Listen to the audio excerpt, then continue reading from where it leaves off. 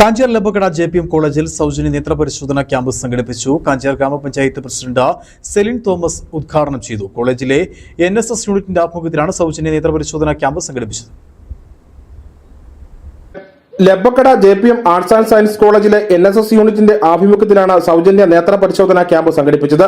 ലബക്കട Imax ഒപ്റ്റിക്കൽസും Mundakayam eye foundation eye ഹോസ്പിറ്റലിന്റെ നേതൃത്വത്തിൽ നടത്തിയ ക്യാമ്പിന്റെ ഉദ്ഘാടനം കാഞ്ചാർ ഗ്രാമപഞ്ചായത്ത് പ്രസിഡന്റ് സെലിൻ തോമസ് നിർവഹിച്ചു.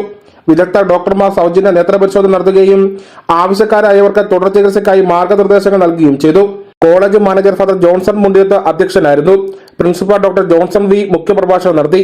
Vice principal father Prince Thomas, father Charles Thoppil, panchayat അംഗം Shilby Augustine, NSS senior programme officer TG Tom, NSS assistant programme ഓഫീസർമാരായ Sneha P Kurian, Rahul George, coordinator Sonia James എന്നിവർ പരിപാടികൾക്ക് നേതൃത്വം നൽകി. News bureau, Kattappana.